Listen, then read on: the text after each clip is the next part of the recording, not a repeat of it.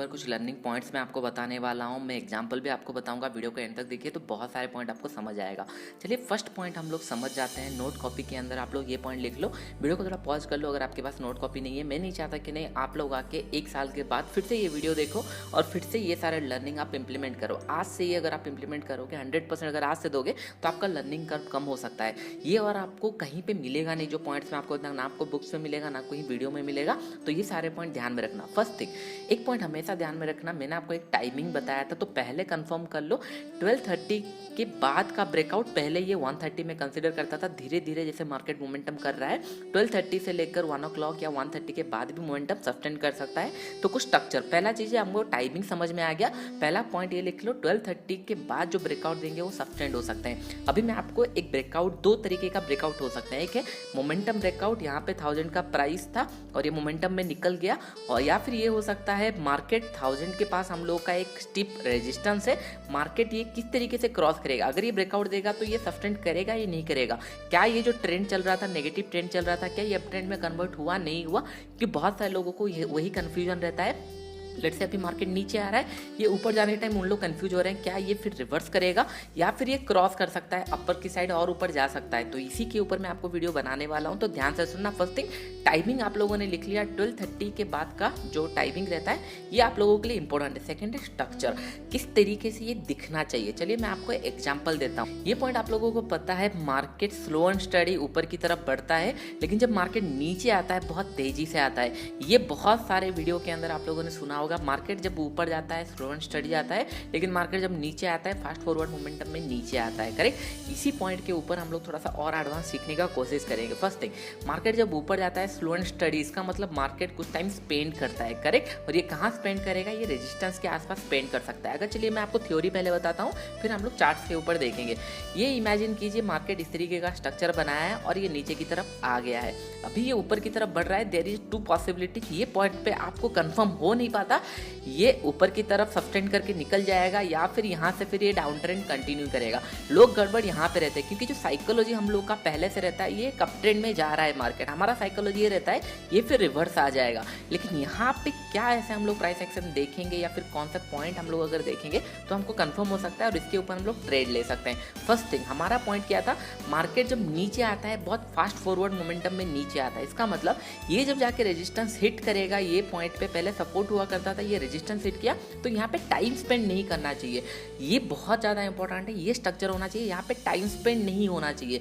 अगर यहाँ पे टाइम स्पेंड हो रहा है और 12:30 के बाद टाइमिंग भी आपका आ गया, 12:30 के बाद अगर ब्रेकआउट हो रहा है, इसका मतलब ये अप ट्रेंड में कन्वर्ट हो रहा है, ये बुलिशनेस हो सकता है। अगर ये ब्रेकआउट 10 o'clock के आसपास देने का कोशिश किया, 10:30 से लेकर 12:30 जो वॉल्यूम थोड़ा ड्राई रहते हैं, मार्केट थोड़ा साइडवेज जाता है, इसी टाइम अगर ब्रेकआउट दे रहा है और ये स्लो एंड स्टडी नीचे आ रहा है, तो आप लोग क्या करोगे, यहाँ पे सेल का पोजीशन बना सकते हो। और जनरली मैं सेल का पोजीशन कैसे बनाता हूँ मैं आपको बताता हूँ। यहाँ पे लेट से मार्केट पहले टाइम रेजिस्टेंस हिट किया और यहाँ पे एक नेगेटिव कैंडल बना दिया 15 मिनट टाइम फ्रेम में। एग्जांपल बताऊंगा, पहले लॉजिक समझ लो। तो पहले हम लोग एक 15 मिनट नेगेटिव कैंडल यहाँ पे वेट करेंगे। यहाँ पे हाफ क्वांटिटी शॉर्ट करना, कभी भी फुल क्वांटिटी शॉर्ट नहीं करना चाहिए, हाफ क्वांटिटी शॉर्ट करना। अगर यहाँ पे टाइम स्पेंड करके ब्रेकआउट देता है तो स्टॉप लॉस बहुत कम हिट होने वाला है। लेकिन अगर यहाँ पे ये तेजी से नीचे आना स्टार्ट कर देता है और प्राइस सेक्शन बना के और नीचे आ रहा है, आप लोग और क्वांटिटी ऐड कर सकते हो, स्टॉप लॉस ट्रेल करके रख सकते हो, आपको बहुत ही अच्छा ज़्यादा रिस्क टू रिवॉर्ड मिल सकता है। तो चलिए हम लोग अभी चार्ट्स के ऊपर चलते हैं और let's go to any stock, let's go to Reliance. आपको बहुत ईजी रहेगा समझने के लिए। अभी रिलायंस के अंदर अगर हम लोग यहाँ पे देखेंगे, यहाँ पे देखिए एक शार्प डाउनफॉल हुआ है। उससे पहले मार्केट क्या था, अप ट्रेंड के अंदर चल रहा था, इसका मतलब यहाँ से ये ब्रेकआउट दे चुका है। ये पॉइंट पे हम लोगों ने एक रेजिस्टेंस लाइन ड्रॉ कर लिया है। अभी ध्यान से सुनिए जो मैं आपको बता रहा हूँ, इसने क्या किया है, ये ऊपर जाने का कोशिश किया, यहाँ पे टाइम स्पेंड भी किया और एक बार ब्रेकआउट दिया। यहाँ पे अगर हम लोग देखेंगे ये पॉइंट, टाइमिंग क्या है इसका, let's go check the timing, 10:30। मैंने आपको क्या बताया था, 10:30 के आसपास ब्रेकआउट ज़्यादा होल्ड नहीं करते हैं। अभी देखिए सिंपल सा एक पॉइंट ध्यान में रखो, market close by professional, open by amateur, ये बोला जाता है। आजकल दोनों टाइम में ट्रेड होता है, लेकिन क्लोजिंग प्राइस मोस्ट इंपॉर्टेंट है, ये पॉइंट ध्यान में रखो। क्योंकि बहुत सारे लोग बोलते हैं कैंडल को क्लोज होने दो, डे कैसे क्लोज होता है, ये रेजिस्टेंस या सपोर्ट लेवल के ऊपर क्लोज होने दो। तो यही सारे लॉजिक के ऊपर ही मैं आप लोगों को लर्निंग दे रहा हूँ, तो ये मोस्ट इंपॉर्टेंट है। फर्स्ट थिंग, 10:30 के आसपास यहाँ पे नेगेटिव कैंडल बनाया, आप क्या करोगे, हाफ क्वांटिटी यहाँ पे शॉर्ट करोगे। फिर जब नीचे आया यहाँ पे प्राइस एक्शन बना दिया, आपका और एक हाफ क्वांटिटी आ जाएगा, ये फिर नीचे की तरफ आ गया। सेकंड, अगर हम लोग देखेंगे ये ऊपर तो गया, लेकिन यहाँ पे फिर वेट नहीं किया, यहाँ पे कंटिन्यूसली फिर नीचे आ गया, रेजिस्टेंस हिट किया। ये पॉइंट पे अगर हम लोग देखेंगे यहाँ पे अभी एक रेजिस्टेंस है, ये रेजिस्टेंस हिट किया, इमीडिएटली नीचे आ गया। यहाँ पे टाइम स्पेंड नहीं कर रहा है। इंपॉर्टेंट क्या है, स्ट्रक्चर में टाइम स्पेंड होना चाहिए। कल भी मैंने आपको बैंक निफ्टी के अंदर वही पॉइंट बता रहा था, उसको भी चार्ट देखेंगे, डोंट वेरी। फिर यहाँ पे और एक बार ट्राई किया, टाइम स्पेंड नहीं किया, नीचे। अगर हम लोग यहाँ पे देखेंगे, मार्केट ऊपर गया, यहाँ पे कंटिन्यूसली 1-1.5 घंटे तक टाइम स्पेंड किया सेम लेवल पे। जो डे का लो था वो भी सस्टेन रहा, यहाँ पे कंटिन्यूसली टाइम स्पेंड कर रहा था और यहाँ पे ब्रेकआउट दिया। टाइमिंग क्या था, 12:30 के बाद ये 2 o'clock के आसपास हुआ है। तो यहाँ पे ब्रेकआउट दिया और पोजिशनल बेसिस में इसमें टारगेट मिला है। लेकिन आई होप आपको समझ में आ रहा होगा किस तरीके से आप ब्रेकआउट आइडेंटिफाई कर सकते हो। 2 तरीके का ब्रेकआउट होता है, एक होता है जो ट्रेंड रिवर्सल होता है। अगर ये आपने आइडेंटिफाई कर लिया तो आपको बहुत बड़े प्रॉफिट मिल सकते हैं। और एक होता है मोमेंटम ट्रेडिंग, मोमेंटम ब्रेकआउट होता है। लेट्स से यहाँ पे 1000 का लेवल है, कल सुबह फ्लैट खुला और ये कंटिन्यू चला गया। ये जनरली मॉर्निंग आवर में मैं ट्रेड करता हूँ 9 से 10 इसमें, तो आपको ईजी रहेगा। लेट्स से मार्केट यहाँ से फिर से फॉल हुआ है, ये पॉइंट से फिर से फॉल हुआ है। लास्ट टाइम सपोर्ट कहाँ पे था, ये पॉइंट पे सपोर्ट था। आपको पता कैसे चलेगा ये ब्रेकआउट सस्टेन करेगा नहीं करेगा, क्योंकि ये अच्छा खासा मार्केट ऊपर की तरफ गया लेकिन यहाँ पे टाइम स्पेंड नहीं किया। अगर यहाँ पे टाइम स्पेंड करना स्टार्ट करता, ब्रेकआउट देता, इट्स ए कंफर्मेशन, आप उस फ्लो में जा सकते हो। टाइमिंग इज इंपॉर्टेंट, 12:30 के बाद। फिर ये नीचे की तरफ आ गया, अभी शार्प सेलिंग हो रहा है। अभी अगर हम लोग करंट मार्केट में चलिए देखते हैं, यहाँ पे मार्केट ने बहुत टाइम तक ये रेजिस्टेंस क्रॉस करने का कोशिश किया था। एक पॉइंट मैं आपको और एडवांस पॉइंट बताता हूँ।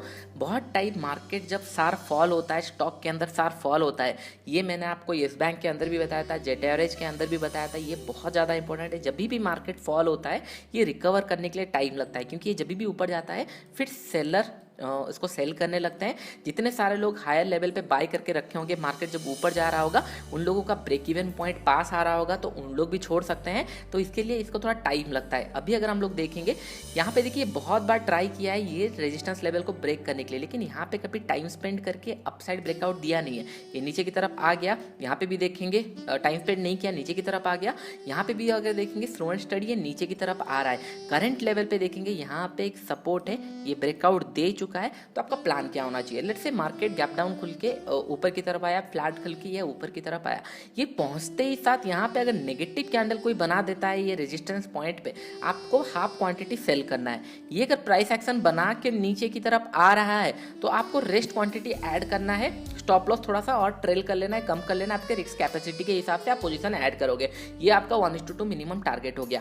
अगर ये रेड कैंडल बनने के बाद यहाँ पे टाइम स्पेंड करना स्टार्ट कर देता है, करेक्ट, 12:30 1 घंटा 2 घंटा टाइम स्पेंड करना स्टार्ट कर देता है, 12:30 के बाद यहाँ पे अगर ब्रेकआउट देता है तो जितने लोग बाइंग के लिए वेट किए होंगे उन लोगों के लिए फ्रेश बाइंग रहेगा। और जितने लोग किए स्टॉप एंड रिवर्स करना चाह रहे होंगे कि नहीं हाँ स्टॉप लॉस हो गया, अब ये ब्रेकआउट के लिए देख रहा है, तो आप लोग बाई कर सकते हो। तो इसका मतलब जो ये रेजिस्टेंस पॉइंट आप लोगों को दिख रहा है 2110 से 20 रुपीज़ तक, यहाँ पे मार्केट टाइम स्पेंड करने के बाद अगर ब्रेकआउट देता है तो ही आने वाले टाइम में सस्टेन करेगा, नहीं तो ये स्लो एंड स्टडी नीचे की तरफ बढ़ता जाएगा। आई होप मेरा पॉइंट आप लोग समझ रहे हो। यहाँ पे भी अगर स्मॉलर टाइम फ्रेम में देखेंगे नीचे की तरफ, यहाँ पे एक रेजिस्टेंस था, कंटिन्यूसली हिट कर रहा था। ये ब्रेकआउट कैसे दिया, मार्केट ऊपर गया, इसी लेवल के आसपास इसने टाइम स्पेंड किया, करने के बाद फिर आपको 1:2 का टारगेट मिल चुका होगा इसी पॉइंट लेवल से।